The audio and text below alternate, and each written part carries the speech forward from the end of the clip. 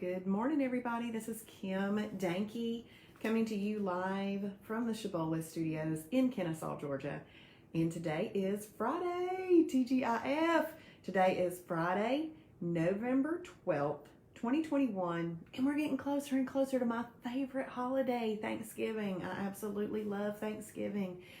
What I said about Thanksgiving was that I've always said this, but it's funny how we're focused on learning about food. I've always loved the food and the fellowship, but I didn't have to buy gifts. I'm not a fan of buying gifts. Gifts is not my love language, and I forget to even purchase them. But if you need me to do something for you, acts of service is my love language. So anyway, I am excited about Thanksgiving coming up. And we don't have long before that.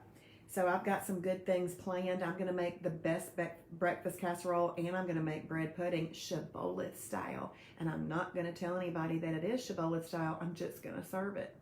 And it's going to be delicious. I mean, there are so many recipes. There is a summer squash recipe in the recipe library that Patricia Hurt loves and her family loves more than what the squash casserole or whatever she was making before. So it's a summer squash casserole. So if you're into that, please look that up. But we don't have much more before we are at Thanksgiving. So what I am hoping is that for those of you who are in weight loss mode, that you have marked off on your calendar the days that you desire to have possible holidays. More than likely Thanksgiving is one of them, but you may have a couple around that you're going to be out of town or something like that. And I hope that you have been working towards the goal of having perfect days up until those days. Now, you know, Thanksgiving and Christmas are different kind of months because those special days are more towards the end of the month. And so you stay perfect all month. It's not like you can have all your holidays at the end of the month and you got to stay strong to the end. We got to stay perfect, and then there's some holiday opportunities there at the end. But anyway, everybody does all that a little bit different, and that's what's so great about Shibboleth. We've got the guardrails, but there's a lot of flexibility for each individual person's life within the lifestyle. So when you hop on here this morning, please say good morning, where you're watching from, what type of Shibboleth day you are having, and any other good news you might want to tell us. That would be awesome. Good morning, Chris from Jacksonville, Florida. Perfect day number 74. That is amazing and awesome. I love it, love it, love it. Scale moved right direction, down 2.2. The plateau is over. Yay! Statistically, even with the stall, half a pound per day gone.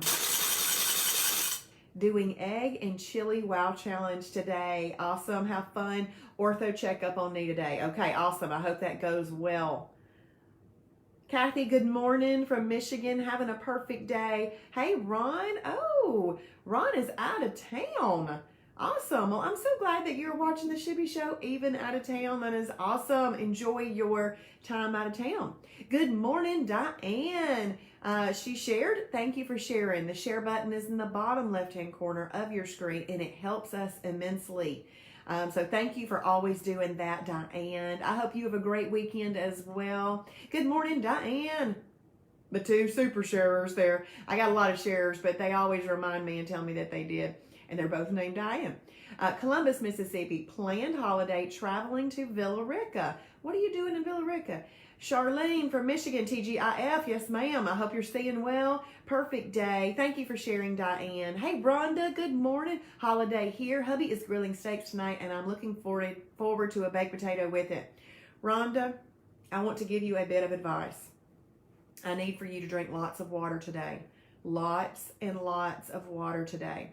So I had a baked potato last Saturday night at dinner with a steak, and I didn't have a lot of water that day. That night I had horrific cramps in my legs and in my feet, and I'm talking like I am still not over the fact that it yanked my muscles so hard.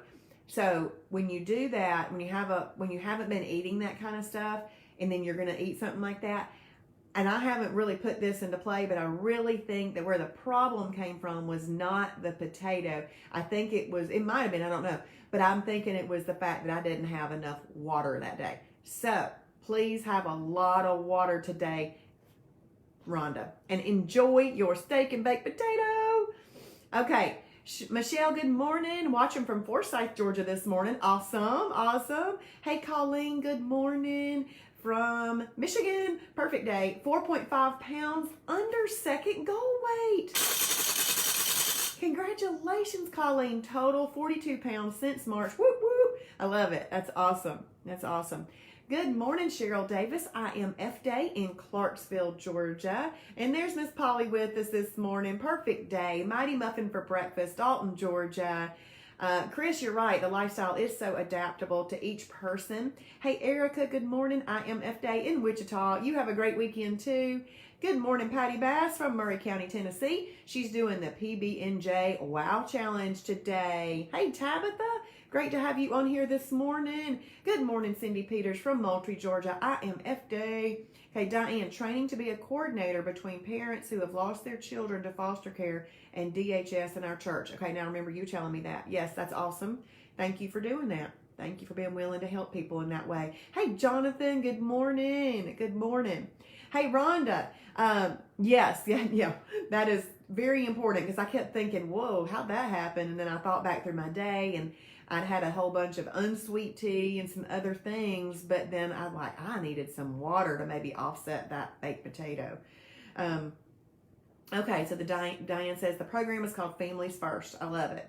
Hey, Patricia, good morning from Panama City Beach, Florida. Ooh, nice. I am F Day. That's awesome. Good morning, Donna. Glad you're on here with us today. And Tabitha is having an I am F Day. That's awesome.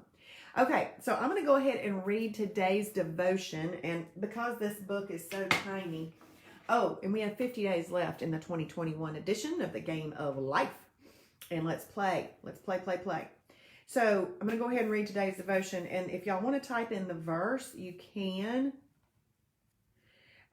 Philippians 4:9. Keep putting into practice all you learned and received from me, everything you heard from me and saw me doing. Then the God of peace will be with you. Oh my goodness, I love that verse. I love it. Now, of course, we're talking about Jesus. Okay, but when you have a cloud of witnesses that have gone before you and they have consistently practiced all they've learned and received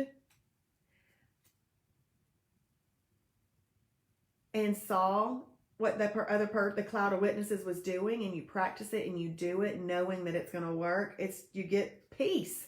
I mean, we can have peace in eating. You know, food life doesn't have to be chaotic. It can be peaceful and balanced and very enjoyable. So let's make a declaration today. Let's make the declaration, I'm going to practice what I learn.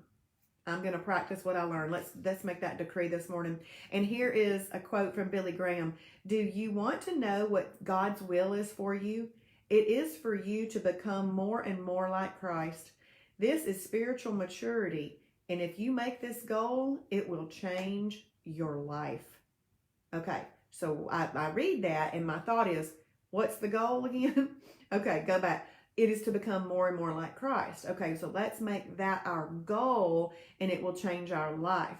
Well, to become more and more like Christ, there's many facets of that. And I even bought a book one time trying to figure out how to do this eating thing, and it called What Would Jesus Eat? Because it was very important to me to do the right thing when it came to eating and to Jesus. So I'd always been trying to figure it out, but Shibboleth was the way, really. Okay, so determined to live each day practicing my principles, and this is from He Holds My Hand by Carol Kent. It's like God is talking to you. Determined to live each day practicing my principles and following my will for your life. Study the example of my Son, Jesus Christ, and you'll know how to live out your faith. He esteemed others above himself. He responded to interruptions as if they were the most important appointments of the day.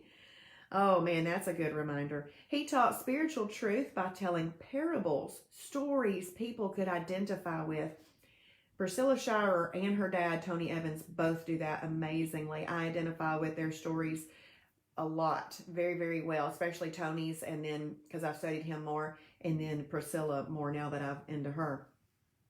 He didn't allow criticism or derision to divert him from his goal. Okay, now if we're trying to be more like Jesus,